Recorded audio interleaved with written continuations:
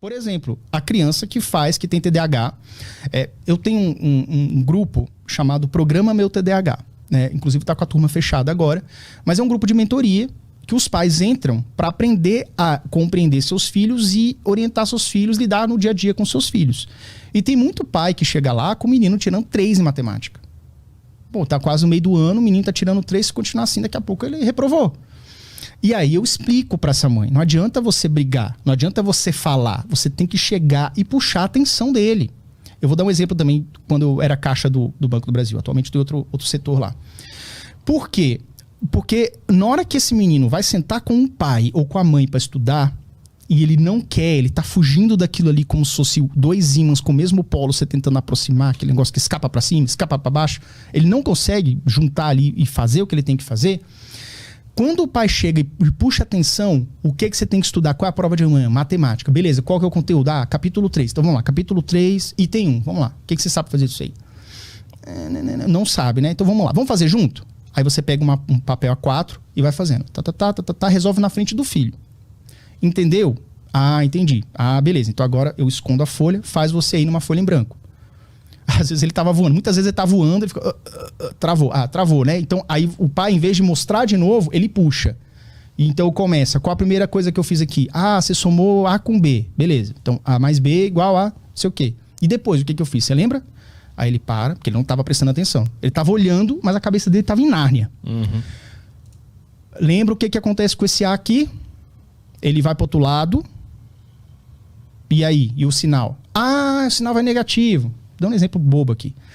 Tá, aí você vai puxando da memória. Você não ensina 2 vezes pra ele, mostrando 2 vezes, porque ele vai viajar 2 vezes. Você tem que fazer ele puxar da memória. Tem que estimular a atenção dele. Aí ele mergulhar naquilo ali. Uhum. É como se fosse assim.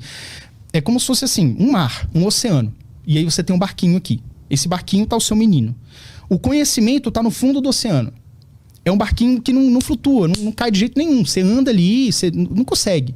Aquele barco tem que virar um submarino. Então você tem que criar a estrutura daquele barquinho para que ele vire um submarino e consiga mergulhar. Porque tem essa barreira da água, da superfície da água, vamos dizer assim.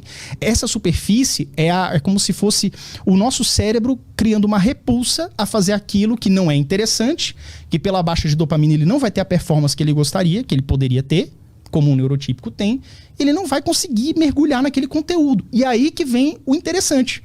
Com 1 hora de estudo bem direcionado, com 2 horas de estudo bem direcionado, esse menino já está mergulhando. Uhum.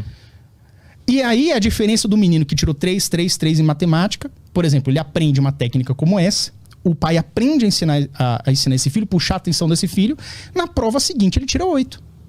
Uhum. Em 30 dias o menino... 15 dias. Em 15 dias ele tira 8.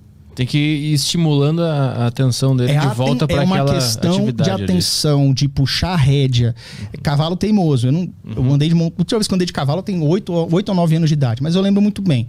Uhum. Cavalo teimoso. O cavalo tem uma conexão com o montador. Quem me explicou isso foi o cara lá na época, né?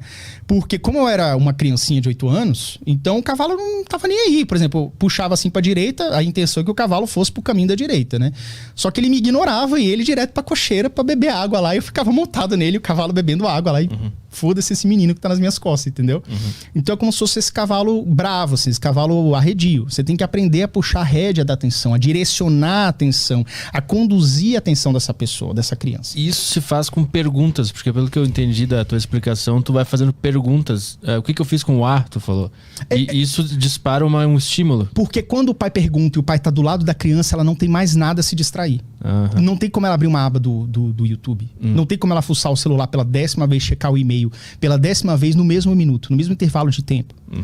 Puxar aquele negocinho pra baixo pra ver o feed do TikTok novamente. Não tem, porque o pai tá ali do lado. Meu menino, você só tem uma saída. Uhum. É você me dizer o que eu faço com a letra A depois que a letra B somou.